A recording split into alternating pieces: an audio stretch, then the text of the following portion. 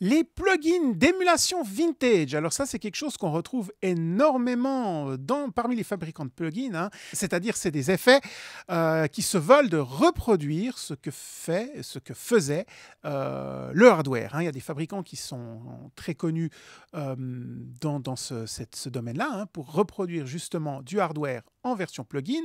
Il y a énormément de choix, il y a énormément de choses. Est-ce que ça vaut la peine vraiment d'investir? Est-ce que ça fonctionne? Est-ce que ça sert à quelque chose? C'est ce que nous allons voir dans cette vidéo. Amis musiciens, bonjour et bienvenue, Thierry de ProduireSaMusique.com. Je vous aide à produire du son pro dans le home studio. Et si vous voulez vraiment avoir du son pro, la meilleure chose à faire, c'est d'acquérir les bonnes bases, de vraiment avoir la bonne compréhension de comment fonctionne la production musicale dans un studio ou dans un home studio. Et pour ce faire, donc, je vous propose un guide gratuit. Vous trouverez le lien sous cette vidéo et je vais vous aider par ce guide pas à pas à mettre en place les bonnes habitudes et les bons principes pour du travail de qualité, pour produire votre propre musique, pour composer, pour réaliser votre musique avec un son pro. Et même si vous n'avez pas un énorme studio professionnel, vous allez pouvoir prendre les bonnes habitudes et déjà avoir un son qui va vraiment être de qualité. Et aujourd'hui, on parle de son de qualité avec les plugins vintage, ou plutôt les simulations, les émulations de matériel hardware via des plugins dans votre ordinateur. Alors c'est quelque chose aujourd'hui qui est très répandu. Maintenant, ça fait longtemps que ces choses-là existent, mais on continue à voir de plus en plus de fabricants qui proposent ces plugins vintage. Et à côté de ça, on a des fabricants, eux, qui se spécialisent dans les plugins modernes, c'est-à-dire des plugins qui ne tiennent pas vraiment compte de ce hardware, ce matériel qu'on utilisait traditionnellement dans les studios, mais qui utilisent de nouvelles technologies, notamment l'intelligence artificielle ou des assistants virtuels ou toute autre sorte de techniques qui n'étaient pas forcément disponibles sur le hardware, mais qui sont vraiment typiques des plugins modernes. Alors, ces deux écoles s'affrontent aujourd'hui, hein. Est-ce qu'il y en a une qui est meilleure que l'autre? Est-ce que le vintage sert vraiment à quelque chose à une époque où on a justement des plugins beaucoup plus modernes? Eh bien, c'est un peu ce dont je voulais vous parler aujourd'hui. Alors déjà, il faut remonter quand même quelques années en arrière, hein, où vraiment le fait de sortir des plugins, on va dire c'était 15-20 ans en arrière, quand vraiment on a commencé à voir beaucoup de plugins arriver sur les ordinateurs. L'objectif à ce moment-là, évidemment, des fabricants, c'était d'apporter aux ingé son un moyen de retrouver ce qu'ils faisaient avec du hardware dans le studio, mais dans l'ordinateur, ce qui leur permettait évidemment de pouvoir utiliser plus d'effets que ce qu'ils avaient dans le studio, donc qui était limité au nombre de racks d'effets qu'on avait. Là, tout d'un coup, on pouvait l'utiliser dans l'ordinateur, donc on pouvait utiliser beaucoup plus d'effets. Mais dans la logique, c'était qu'on retrouve les mêmes sensations, les mêmes paramètres. Donc, on a commencé, plutôt moi pas, mais les fabricants de plugins ont commencé par sortir des plugins qui rappelaient justement ce hardware. Comme ça, l'ingé son, lui, il retrouvait ces mêmes réglages, ces mêmes sensations, les mêmes sonorités. Alors, pas encore autant qu'aujourd'hui, parce que la qualité, évidemment, d'émulation à l'époque n'était pas aussi bonne, mais néanmoins, il retrouvait ses bases. S'il avait l'habitude de régler un équaliseur ou un compresseur de telle façon dans le studio, lorsqu'il retrouvait le plugin d'émulation, eh bien, il retrouvait les mêmes paramètres. C'est toujours vrai aujourd'hui, avec de nombreux plugins, justement, qui sont modélisés sur ce hardware. On retrouve les mêmes paramètres, on retrouve la même façon de réagir. Donc, il y a un côté très, très pratique pour les ingé-sons qui ont ces connaissances, qui ont cette expérience, c'est qu'ils retrouvent immédiatement leurs habitudes et leur façon de travailler.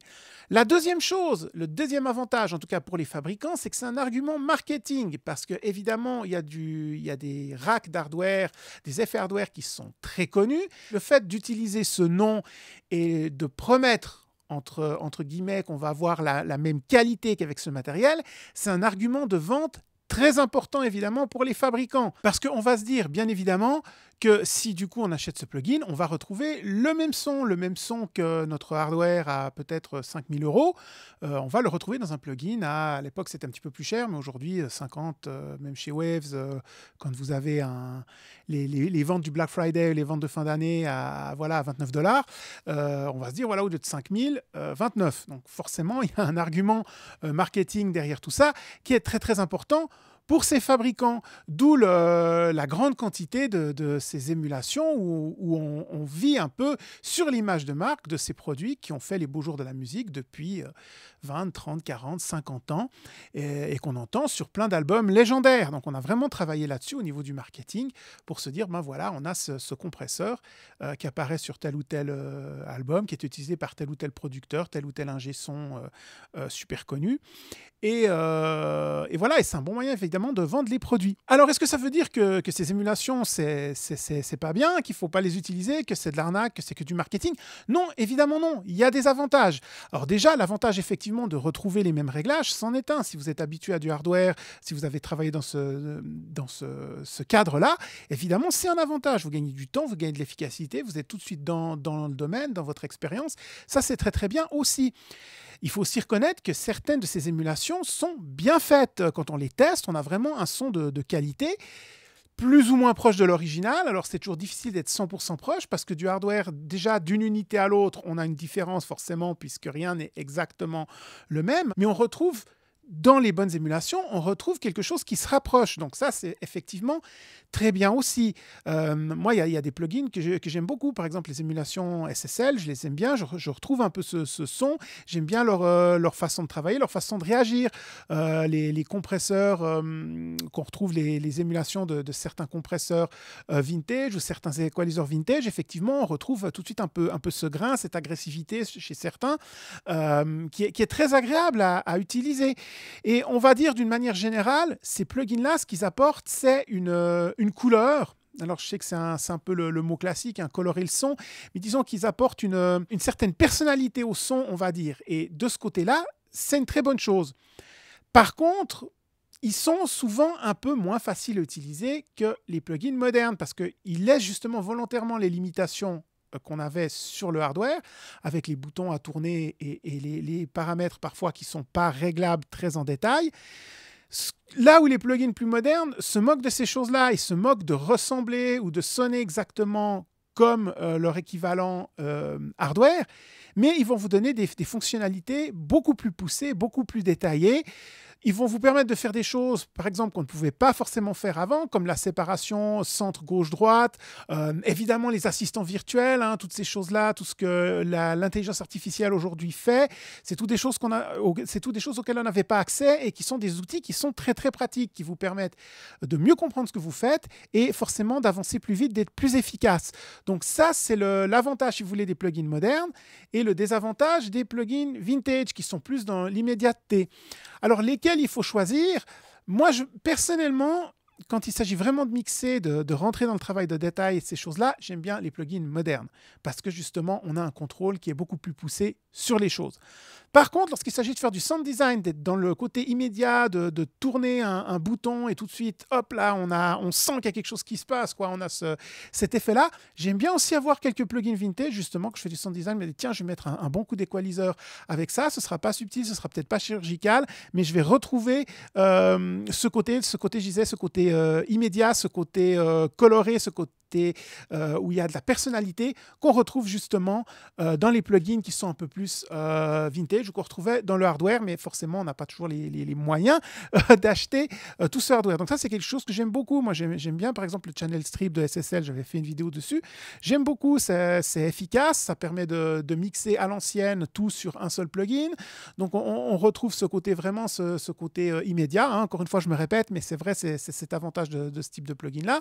Et puis à côté de ça, moi j'adore utiliser des equalizers comme le Pro Q par exemple de FabFilter ou le Pro C parce que c'est des outils qui certes ne ressemblent pas à un effet vintage mais qui sont tellement faciles d'utilisation, qui ont tellement de possibilités de paramétrer exactement ce qu'on veut faire que lorsqu'on est vraiment dans le travail de mix, lorsqu'on est vraiment dans le détail, où on veut vraiment travailler le son de façon précise, eh bien ça c'est l'idéal. Donc au final, comment choisir son plugin? Est-ce que c'est vraiment toujours utile d'acheter ce vintage ou est-ce que je vais acheter que des plugins modernes? Moi, ce que je vous dirais, c'est une question de balance. Pour moi, l'idée, ce qui est très important, c'est d'avoir des plugins qui vont vraiment servir, qui sont ce qu'on appelle les go-to, qu'on va utiliser d'office lorsqu'on veut travailler quelque chose. Et de ce côté-là, moi, j'aime bien les plugins modernes. Je vous ai cité les FabFilter, mais vous avez évidemment d'autres fabricants comme Isotope, par exemple. Vous avez aussi des plugins qui sont plus modernes en stock dans vos logiciels de MAO, que ce soit Cubase, que ce soit Logic, que ce soit Ableton Live. Tous ces logiciels proposent justement les deux d'ailleurs, des émulations et des plugins plus modernes, et par exemple des compresseurs ou des equalizers qui n'ont pas ce côté vintage, mais qui sont au contraire très faciles à utiliser, très précis. Et ça, c'est vraiment bien d'avoir quand même ces outils qu'on connaît bien, qu'on maîtrise bien et qui permettent vraiment, lorsqu'on veut vraiment travailler le son vraiment de façon approfondie, de tout de suite réussir à faire quelque chose de vraiment détaillé, de vraiment bien travaillé. Et puis d'un autre côté, c'est bien d'avoir dans sa palette sonore quelques-unes de ces simulations, de ces émulations de plugins vintage. Alors, comment choisir? Il y en a tellement. Moi, je vais vous dire quelque chose. Il faut les écouter, il faut faire les démos. Il faut les essayer, il faut voir par rapport au son qu'on cherche si c'est ce qu'on aime, si ça apporte quelque chose ou pas. Ce qui est vraiment important quand vous choisissez votre plugin, donc vos émulations vintage, c'est de choisir un son qui vous parle tout de suite. Vous testez le plugin, vous dites « Ah, là j'aime bien, ça apporte de la chaleur, au contraire ça apporte du détail, au contraire pardon, ça fait un petit peu saturer mon son. C'est vraiment ce que je vais vraiment m'en servir pour faire du sound design. » C'est comme ça que ça marche, parce que ce n'est pas des plugins, justement, vous allez être très chirurgical avec, ou vous allez vraiment faire beaucoup de travail détaillé, donc il faut que c'est quelque chose qui vous parle. Vous mettez le plugin, vous touchez un peu les paramètres, et tout de suite, là, vous ressentez que le son, c'est vraiment ce que vous avez envie, c'est vraiment ce que vous avez envie d'apporter. Et là, il faut vraiment les tester. Vous n'avez pas besoin non plus d'avoir des designs. Aujourd'hui, on peut avoir, moi, ça fait plus de 15 ans que je travaille sur ordinateur, et c'est vrai que j'ai accumulé une certaine quantité de ces plugins aujourd'hui, beaucoup que j'utilise plus parce qu'à l'époque c'était la référence et depuis on est passé à autre chose, on a eu des nouvelles versions, etc., des améliorations. Il y en a tellement qui sortent tous les mois, il y en a qui sortent toutes les années, il y a des quantités de nouveaux plugins. Ça sert à rien de tous les avoir. Ça ne sert à rien de tous les collectionner, ça ne sert à rien d'avoir 20 compresseurs, 20 equalizers, 20 modules de delay, 20 modules de reverb, ça ne sert absolument à rien. Ce qu'il faut, c'est trouver ceux qui vous parlent et ensuite les maîtriser à fond. C'est la même chose finalement que vous achetiez des plugins vintage ou des plugins modernes. C'est la maîtrise. Donc, ça ne sert à rien de les collectionner. Choisissez-en 2 ou 3 dans chaque catégorie qui vous plaisent vraiment et apprenez vraiment à travailler avec et vraiment apprenez à travailler à fond, à bien comprendre comment ils réagissent. Et surtout ça, avec les émulations, on est vraiment dans quelque chose, on est plus dans le ressenti que dans le calculé. Donc, apprenez vraiment à bien ressentir quand ça vous parle, quand la compression vous parle, quand les effets, quand l'équaliseur, les fréquences, les boosts, les cuts, tout ça, comment vous le ressentez, comment ça apporte à votre musique, et vous allez comme ça choisir vos plugins essentiels. Donc, c'est toujours une question de bon équilibre, avoir un peu de ces simulations de hardware vintage pour vous apporter le grain, pour vous apporter la personnalité, et puis à côté, avoir sa palette de plugins modernes pour vraiment faire le travail de fond, le travail de précision. Pour conclure cette vidéo, est-ce que ces plugins, ces simulations, est-ce qu'elles sont vraiment utiles? Oui, elles sont utiles si on veut apporter de la couleur à nos mix, mais ça ne sert à rien d'en avoir une collection infinie. Ça, je pense que c'est le point le plus important. Et puis, plugin vintage versus plugin moderne, eh bien, pour moi, l'idéal, c'est d'avoir un peu des deux et de les utiliser dans des situations différentes. Encore une fois, comme j'ai répété plusieurs fois dans cette vidéo, l'important, c'est de bien les maîtriser et de savoir quand les utiliser et surtout comment les utiliser. Ça, c'est vraiment ce qui est très important. Mais après, ne vous laissez pas trop avoir par l'aspect marketing qui vont vous dire que voilà, parce que ça simule tel ou tel hardware super connu. Tout d'un coup, vos mix vont sonner comme ce mix-là, à l'époque, dans cet album qui s'est très très bien vendu, cet artiste qui est très très connu. Non, c'est pas ça du tout. Il y a tellement de choses autour que c'est pas simplement d'acheter une simulation d'un plugin qui va vous ramener le son complet. Il y a beaucoup trop de choses qui se passent tout autour. Donc, gardez ça comme un outil de sound design. Achetez un plugin parce que vous aimez le ressenti, vous aimez le son, vous aimez ce que ça vous apporte. Mais ne vous laissez pas trop emballé, emporté par ces arguments marketing de tel ou tel plugin qui est vraiment refait à la perfection, soi-disant tel ou tel son vintage. Voilà, ce sera la conclusion pour cette vidéo. J'espère que ça va vous aider à choisir. J'espère que ça va vous répondre aux questions que vous avez par rapport à ce type de matériel. J'aurai sûrement l'occasion d'en tester quelques-uns sur la chaîne à mesure qu'il y a des nouveautés qui sortent. Hein. Ça, j'ai toujours ce petit côté geek quand même où j'aime bien tester des plugins et puis je vous redonnerai des nouvelles lorsqu'il y aura des nouvelles sorties, des nouvelles choses intéressantes et j'espère on aura le plaisir d'en reparler ensemble. Comme d'habitude, si vous avez des questions, n'hésitez pas à les laisser en commentaire. Ça fait toujours très plaisir d'avoir un petit like. Et puis, n'oubliez pas de vous abonner. Non seulement ça aide la chaîne, mais en plus, ça vous permet de ne pas manquer les nouveaux tutoriels et peut-être des tests de plugins, justement, dans le futur. Et puis, en attendant, amusez-vous bien avec vos plugins vintage si vous en avez ou allez en tester et essayez d'avoir du nouveau son. Et moi, je vous dis à très bientôt. Bye bye!